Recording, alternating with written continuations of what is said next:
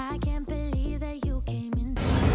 If you're an educator, future educator, or maybe an ally like me, well, this video is for you.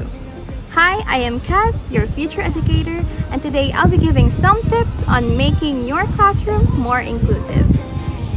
Since gender is a big topic today, let's discuss creating inclusive spaces where everyone feels comfortable, such as the classroom. Ensuring that all students feel accepted regardless of who they are. In fact, the United Nations emphasizes the importance of ensuring inclusive and equitable quality education and promoting lifelong learning opportunities for all.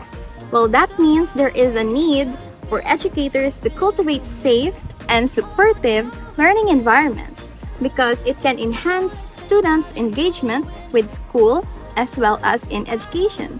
But as teachers, are we really making our classrooms inclusive and welcoming for all? Here are some ways on how to make your classroom more inclusive.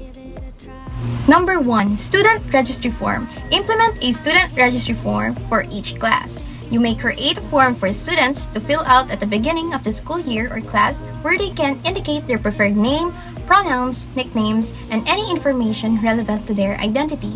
This ensures that us educators have accurate and respectful information when addressing our student. Number 2. Normalize pronouns. Begin the school year by having students introduce themselves and share their preferred pronouns during an icebreaker activity. This establishes a culture of respect for all identities from the start, which create a classroom climate where pronouns are respected.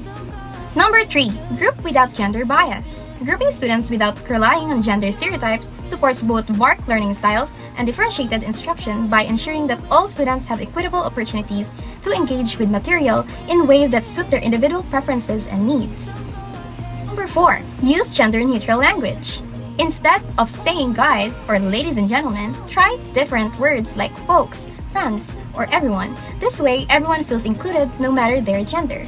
In Filipino, we can use words that don't point to a specific gender, like class, everyone, you, all, or even students or scholars. This small change in how we talk makes sure everyone feels respected and accepted in the classroom. Number 5. Celebrate Pride Month.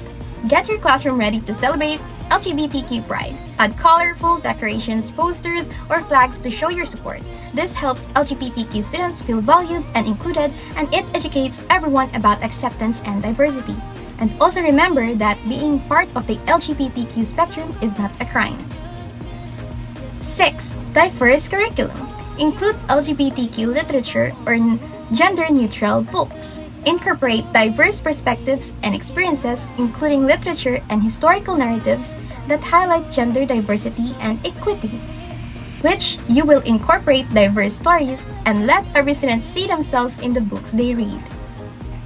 Number 7. Representation in visuals. This just means that representation matters. Let's make our classroom visuals as diverse as our students. We may display images that reflect LGBTQ people and the full spectrum of gender expression.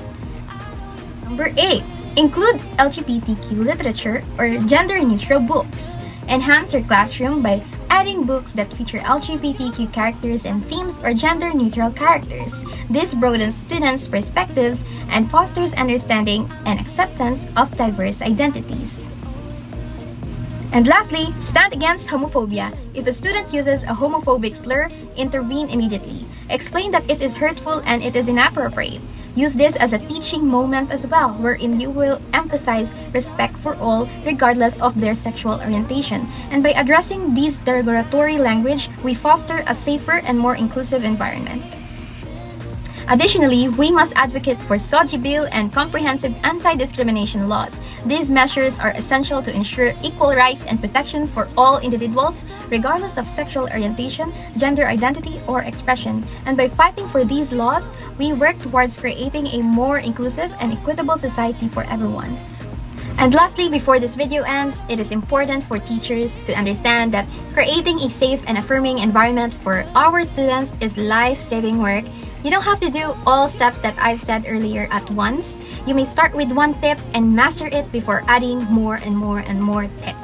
Remember, mistakes happen, but it's how we handle them, repair any harm, and move forward that matters most. Cheers to inclusivity!